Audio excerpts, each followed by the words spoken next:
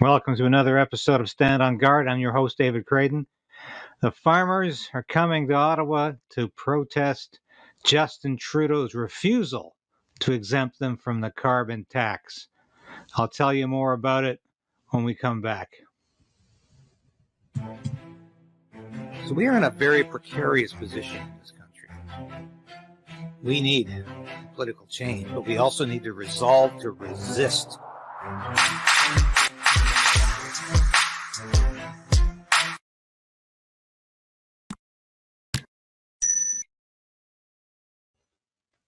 Thanks for watching today. We're going to be talking about how farmers are taking action to take their lives back against Justin Trudeau.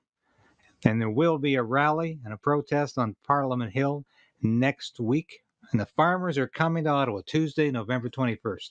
There's going to be a rally. Anyone wants to be a part of that, be at the Eternal Flame around 11:30. The rally starts at 1, and they'll be marching towards the Senate. Before I say any more, if you like this broadcast, please indicate so. Like this broadcast. Ring the bell. Subscribe. We have to beat the algorithm, and we have to beat Justin Trudeau's censorship. And thanks for supporting us in any way you can. This broadcast is always free.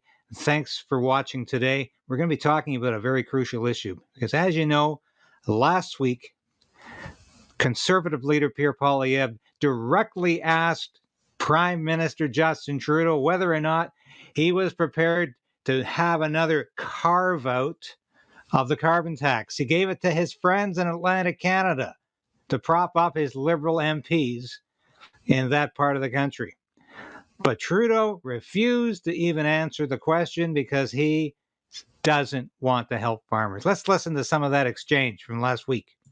So disappointed in the NDP leader's flip-flop on carbon tax for heat, but the good news for the Prime Minister is the NDP leader has flip-flopped on his flip-flop and now supports the Prime Minister's plan to quadruple the tax. This, with 2 million Canadians, a record-smashing number, going to a food bank. Will the Prime Minister create another carve-out on the carbon tax for farmers so that Canadians can afford to eat?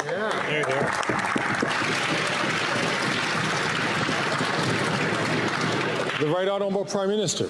We know, Mr. Speaker, that farmers are always focused on being good stewards of the land, and we are working with them in investing, in supporting them in many different ways to ensure that we can continue to put good quality, affordable food on people's tables right across the country, and that's what we're going to continue to do, Mr. Speaker.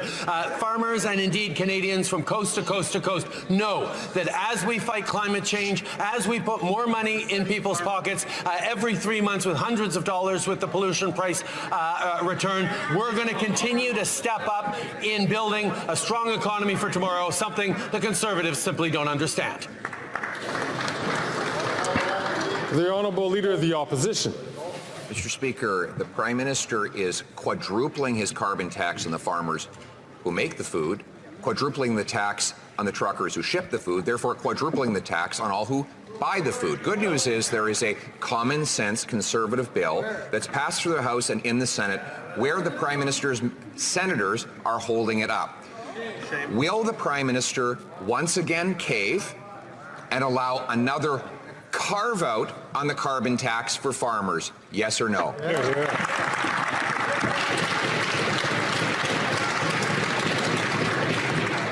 The Right Honourable Prime Minister. Many people living in rural areas across the country, including many farmers, continue to be stuck heating their homes with home heating oil. It is dirtier, it is more expensive, and it is something that is expensive to replace. That is why, Mr. Speaker, we are stepping up with measures that are going to deliver heat pumps to families right across the country, the 1.2 million households across this country, in every part of this country, relying on home heating oil, so we can help them fight climate change and save money at the same time. That's our plan. The Conservatives have no plan. The Honourable Leader of the Opposition.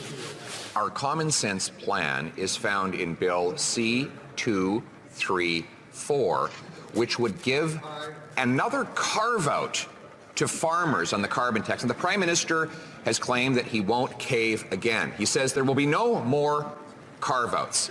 We're asking him to keep in mind there are 2 million people who have to go to the food bank every month because of his policies. Will he put his ego and pride aside and ask his Liberal senators to pass Common Sense Bill C324 to axe the tax and create a carbon tax carve-out for our farmers?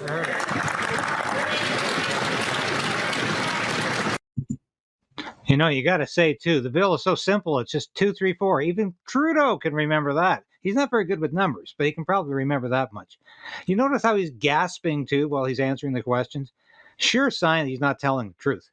And he's, once again, telling people, go buy your heat pumps. Yeah, right. That's gonna help farmers.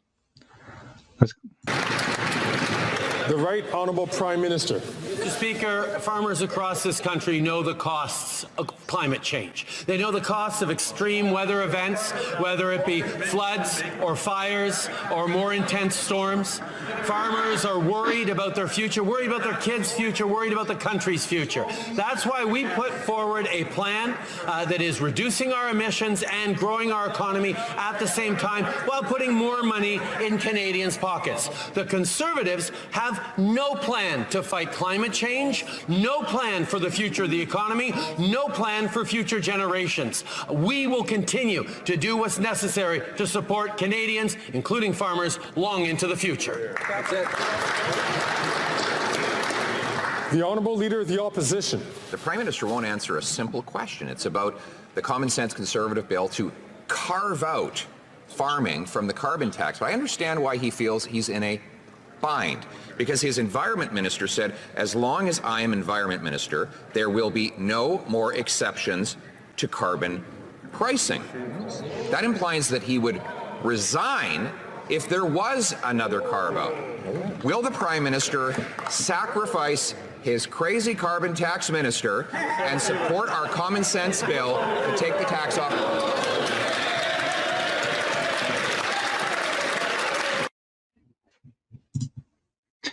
Well, no wonder Guilbeault, the crazy carbon tax minister, Stephen Guilbeault, was out lobbying last week and this week, trying to ensure that senators don't vote for Bill C-234.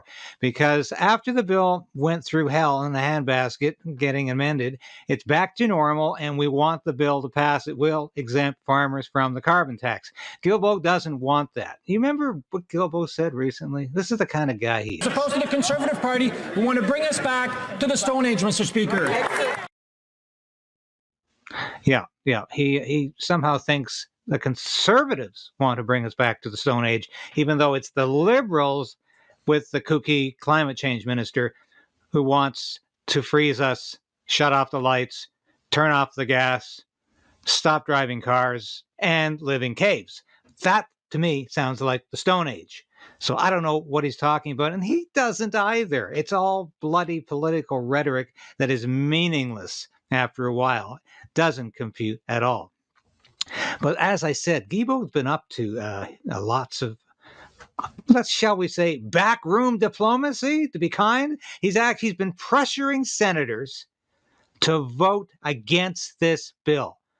So let's hear a little more from the Environment and Climate Change Minister, who's been very busy for the past week or so, lobbying on behalf of the cabinet, on behalf of the government, with Liberal senators. And you'll find out he's not even sure how many senators he's been talking to, but give or take about 6. And he clearly has a very, very bad agenda here.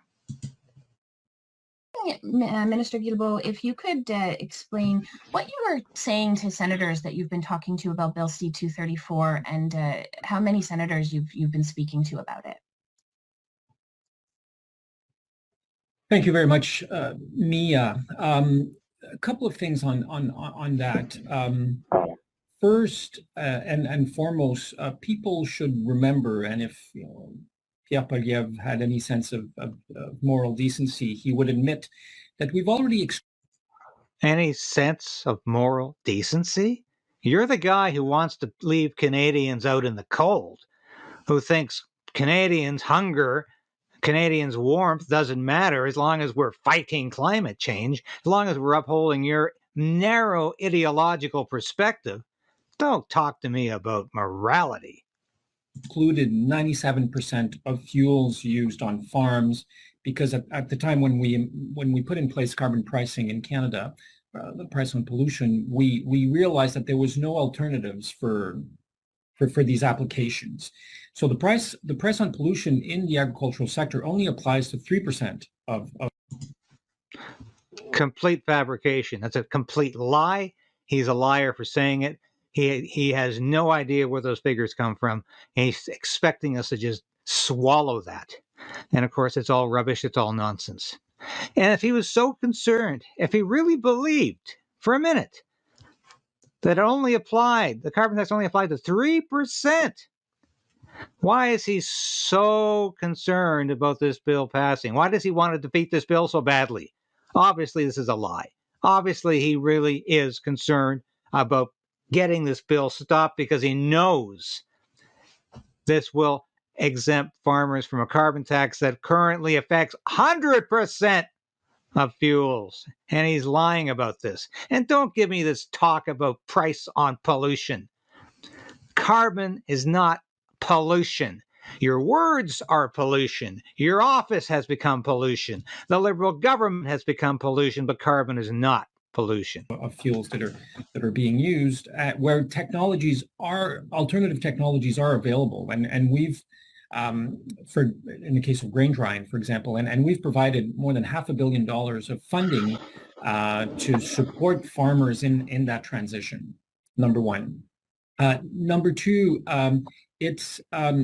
we're against the creation of a new exemption. We were against Bill C-234 when it was in the House of Commons. We voted against it. Yes, you voted against it. All Liberal MPs voted against it. Even the Green Party supported it. Even the Bloc Québécois supported it. And it was passed. The bill passed the House of Commons despite your idiocy and despite the lack of compassion and caring by the Liberal government, by Justin Trudeau's government.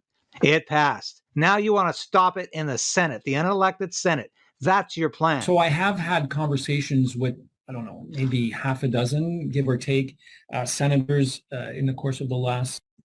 And he takes his glasses off, starts rubbing his eyes because he's not telling the truth. He knows how many he's talked to, and it's more than 6.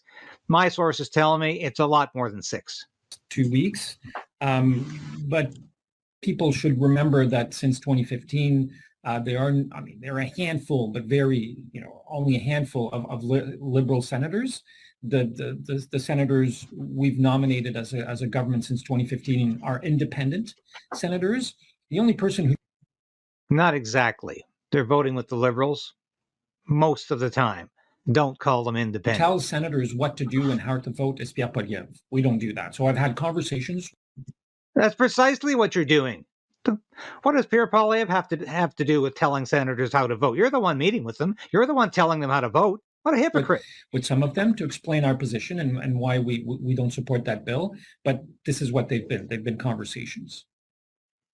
The Senate last week voted down some amendments that I think would have reduced the scope of that legislation. And now I guess the final thing is the third vote. What will the government do if that bill passes? You're against further exemptions, but if that bill passes, this would be a new exemption, right? So what would you do if that happens? We'll see what the Senate decides, and then we'll need to make our own decision as to how we act once the final decision by the Senate has been made, which hasn't been the case. Yes. So if the Senate votes to approve this bill, I hope we see the last of you, Stephen Guilbeault. You have no business being in cabinet in the first place. All you were is a stuntman for Greenpeace, and Greenpeace was an eco-terrorist group. I used to spike trees in British Columbia. So don't give me this garbage about you'll see. You're going to be gone. You better be gone because you've already said if there's another carve out, it'll be over my dead body. That's you. You are already saying that you're going to be resigning if this bill becomes law, and it should become law. This is only just You have the gall to call out Pierre Poilievre for not having any moral responsibility. You're the one who wants Canadians to freeze. You're the one who wants to shut off the natural gas so we can fight climate change, so we can wean ourselves off fossil fuels. We already know that this carbon tax is completely ineffective in doing any fighting against climate change. We already know it's purely political. It can be carved out, it can be put on pause if the political reasons are there. If you want to get votes in Atlantic Canada, you can exempt people from the carbon tax. What about this existential threat? What about the catastrophic end of the world in 10 years because of climate change? I thought your carbon tax was so important to that. Well, apparently not. So this is all a big joke. It's all a big farce. It's all about the Liberals being very selective in who gets their exemption. They know most farmers are not voting Liberal, especially those in Western Canada, and this is about sticking it to farmers. That's all this is about. So I encourage you to come out next Tuesday. If you're in Ottawa, there's a rally. It starts at 1. People will be gathering up, forming up, as we used to say in the military, at 11:30 in front of the Eternal Flame. And there's going to be a news conference. And there might be a very special guest. I can't tell you who might be or will be right now, but it's going to be worth your while to be there. And I think we're going to win the day in the Senate because common sense and goodwill will see the day. That's all for now. Thanks for joining me today on Stand on Guard. I'm your host, David Crayden, and I'll be back tomorrow with more news. Hi, this is David Crayden from Crayden's Right and Stand on Guard. Join the resistance. Resolve to resist. Become a member of this station. I've been practicing journalism in one form or another for over 30 years. I've worked in print, radio, and television for a lot of prestigious publications and media outlets. I was an Armed Forces Public Affairs officer. I worked on Parliament Hill. I know how Ottawa works, and I know how corrupt the federal government can be. But you can play a part in opposing Justin Trudeau's government and Justin Trudeau's plans for Canada. You can become a part of the Crayden's Right resistance. Now, I urge you today, please support this station in any way you can. Ring that bell, subscribe, because that ensures you're at least going to continue to be able to watch these episodes. You'll beat the algorithm. But more importantly, I need your financial support. I hate to ask, but that's what I'm doing. I made a decision to pursue independent media because I believed it was the best possible route for me to take as a journalist and as a concerned citizen of Canada. So you can become a part of that. And at only $5, you can become a part of that on YouTube, on Substack, and with Buy Me a Coffee, a one-time donation. But I need your support. And from the bottom of my heart, I thank you. If you've already done that, if you're already supporting the station, thank you. But if you haven't, make that decision today.